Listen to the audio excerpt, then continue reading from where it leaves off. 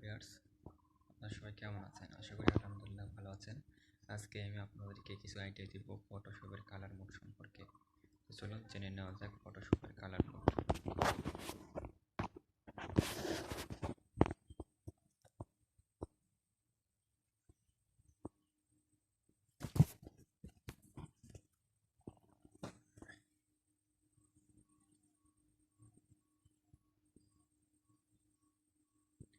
Photoshop colour mode. Photoshop নিজস্ব file format PSD ফটোশপে document format সবচেয়ে ভালো মান পাওয়া যায়। অসুবিধা হচ্ছে এটি ব্যবহারের জন্য ফটোশপ প্রয়োজন হয় এবং ফাইল সহজে খুব বড় হয়। সব জায়গায় ব্যবহারের জন্য সাধারণ ফরম্যাট জেপিজি, এতে ফাইল সাইজ সুবিধা মতো ছোট করা যায়। অন্য কম্পিউটার, ওয়েব, মাল্টিমিডিয়া ইত্যাদির জন্য উপযোগী।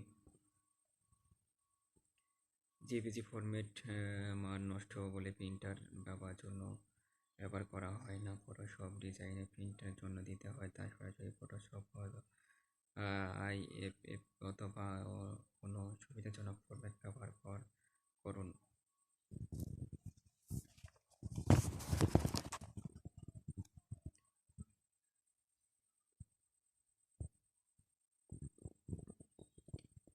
যে কোনো ডিসপ্লের জন্য RGB, লেড, গ্রিন, ব্লু 3 রং মোড ব্যবহার করা হয়।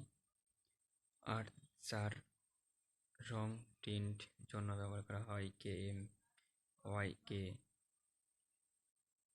এক ধরনের মোড অন্য জায়গায় ব্যবহার করার জন্য যাবে না অথবা ভালো ফল পাওয়া যাবে না। শুরুতেই মোডের বিষয়টি মাথায় রাখুন।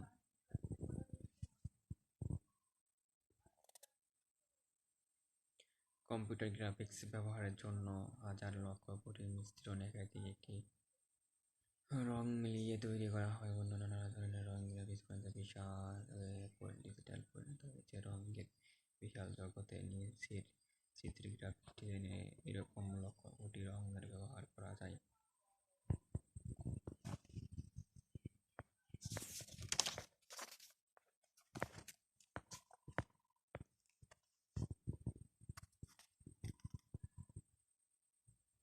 রঙের প্লাস্টিক হবে KMYK colour mode graphics design সংক্রান্ত কাজগুলো অধিকাংশ প্রিন্ট নির্ভর করা হয়ে থাকে।